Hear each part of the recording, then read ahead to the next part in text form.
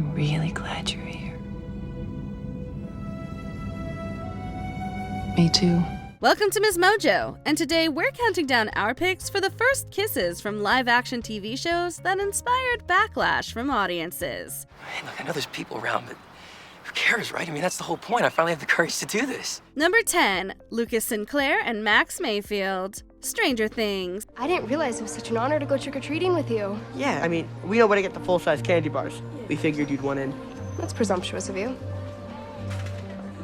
Yeah, totally. Sadie Sink joined the cast of the Netflix science fiction series in its second season. Her character Max soon became a love interest for Lucas, played by actor Caleb McLaughlin. It's nice, right? We wanna, like, just you and me? Are you trying to ask me to dance, stalker? No, of course not. Unless you want to. So smooth. The two share a kiss in the season 2 finale. However, fans were alarmed when during the official after show, Sink shared some behind-the-scenes details. It was not written in the script. The kiss was not written in the script. I get there the first day of filming the snowball.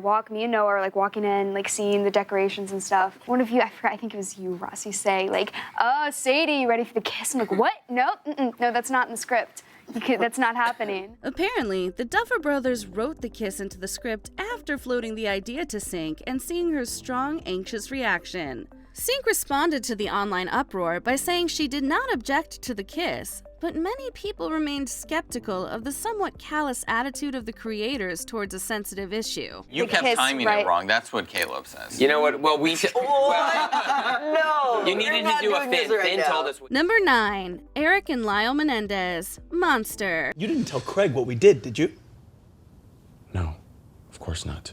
The 1989 murders of Jose and Kitty Menendez by their sons Eric and Lyle have inspired several fictional recreations and much media speculation over the years. But Ryan Murphy and Ian Bredon's Netflix series explores some uncharted territory in the relationship between the brothers. Our life was one thing, and we decided we weren't going to take that anymore. Right? We wanted more out of life, so we did what we had to do. The second episode in particular drew criticism for what many thought was a disrespectful depiction of an intimate moment between the two. Critics deemed it exploitative. Murphy responded by explaining that the show aims to explore many theories and perspectives that seek to explain the Menendez's crimes. But this still left a bad taste in many viewers' mouths. I think the show is a very interesting, what we're trying to do is a Rashomon approach, where we show many perspectives. That's what the show does. In every episode, you are given a new theory. Number 8, Evan Buck Buckley and Thomas Tommy Kennard, 911. In its 7th season, the primetime drama about first responders made headlines. Just trying to get your attention has been kind of exhausting. My attention? Firefighter Evan Buckley, known affectionately as Buck, has an epiphany about his sexuality when he realizes he's crushing hard on fellow firefighter Tommy Kennard. The two share a passionate kiss that came as a surprise to some viewers. Fans were largely receptive, if not downright ecstatic about the development. Yeah, that works. So that was okay? That was better than fake mouth static. But actor Oliver Stark had to call out homophobic comments on his social media after the scene aired. If that weren't enough, the scene also got some heat from supportive viewers who were just mad that Buck didn't end up with another character, Eddie Diaz. Listen, you don't have to tell me how great Eddie is. You know, I've known that since the first day I worked with him. Number 7, Jackie Burkhart and Michael Kelso, That 70s Show. Let's do this thing. Oh, this is so perfect. I don't even miss the peignoir, the pirate shirt of the wind. What about the banner? Jackie's first kiss with Kelso really only became controversial in hindsight. She was already the youngest of the main group of teenagers on That 70s Show. But in real life, actress Mila Kunis was even younger than people thought. Kunis lied about her age to secure the part. I said I'm gonna be 18. I never said when. Oh, that's not, I see, yeah. That's right. I'm going to be 18. Yeah, well, I never said when. 5 so years I later. never lied. Right. Exactly. Although she was only 14, once she came clean to the creators, they went ahead with her casting anyway. But the public coming to terms with this revelation made her first kiss with now-husband Ashton Kutcher uncomfortable for many viewers, as he is several years older than her. I was like 19, right? Right. And they're like, okay, you guys are going to be making out in this scene. And I'm like thinking like, wait, this is like slightly illegal, that's right? probably your first kiss ever, right? He was my first kiss. Number 6. Laura Ingalls Wilder and Almanzo Wilder, Little House on the Prairie. Sometimes it's hard to say things. Well, do you want to write me a note?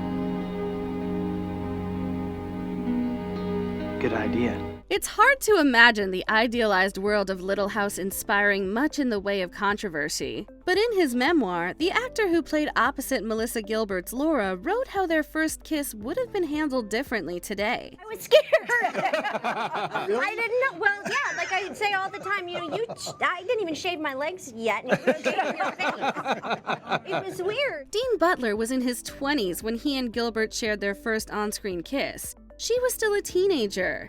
In the season 6 episode Sweet 16, Laura and her future husband Almanzo steal a kiss. There was even more drama happening behind the camera. Reportedly, Gilbert's mother was distraught about her daughter having her first kiss on camera. My mom was, I hear your mother was pretty wailing hysterical, in the crying, background. sobbing out loud, which did not help at all. Number 5. Jack McPhee and Ethan, Dawson's Creek. Jack, hey. What are you doing here? I just drove a really long way to tell you, more sort of to try and explain, really. The scandal surrounding this kiss started behind the scenes. From the start, Dawson's Creek had parents up in arms over its portrayal of teen relationships. But showrunner Greg Berlanti did something truly groundbreaking. He put a romantic kiss between 2 gay characters on primetime TV. Okay, I want to show you that I can and that I'm not afraid to... Oh, hell, this. The network pushed back right away. The creators were hit with all sorts of limitations and rules about how to position the camera and actors in the scene. But the team didn't back down. Berlanti even threatened to leave the show. Jack and Ethan don't end up together, but it's still a romantic and historic moment for representation on television. You hurt now because you had the guts to put yourself out there, to go after what you wanted. Number 4, CJ Lamb and Abby Perkins, LA Law. I'm sorry, I have to go home. I've gotta go. Okay. The first kiss shared between lawyers CJ and Abby was controversial for several reasons. Ahead of the 1991 episode's airing, several sponsors expressed displeasure with the kiss, leading a few to actually pull their advertising. It's no big deal, Abby. Look, it happened once. It doesn't have to affect our friendship. Reviews were mixed, but it was a hot topic for months afterward. The moment was also criticized by cultural commentators. No substantive gay romance storyline ever materialized. Afterward, LA Law was partially blamed for popularizing the lesbian kiss episode trend, a critique of shows that interjected a one-time encounter between female characters as a ratings stunt. Why did you kiss me back? I don't know. I don't know. I was probably a little curious. I don't know. Why did you kiss me? You don't have to answer that. Number 3, Jadzia Dax and Lenara Khan, Star Trek Deep Space Nine. Maybe we shouldn't see each other. Just give people the wrong idea. Or give them the right idea. Science Officer Dax and Lenara Khan's 1995 kiss wasn't exactly typical. Dax is a member of the Trill, an alien species capable of transferring to and from symbiotic host bodies. The attraction between Dax and Khan comes about due to Khan's previous romance with one of Dax's former hosts. I thought I'd gotten over you. It's been so long and so much has happened. And now I know I haven't. Many praised the storyline, although there was some negative pushback. Phone calls from angry viewers poured in. A local broadcaster even removed the kiss from the episode entirely. But others remember the storyline fondly for its use of allegory to condemn homophobia. The two of us together, you know what that would mean. I know exactly what that would mean. but I think it's worth the price. Number 2, Roseanne Connor and Sharon. Roseanne. Oh, now just relax, Jackie. There's nothing to be nervous about. No, what's to be nervous about? Roseanne Connor may have been the know-it-all, but even she was in over her head a little when she went out to a gay bar with Jackie, Nancy, and Nancy's new girlfriend Sharon. Played by Mariel Hemingway, Sharon takes to Roseanne immediately. You know, Roseanne, we ought to hang out more often. I was thinking that too, but next time, let's leave the wives at home.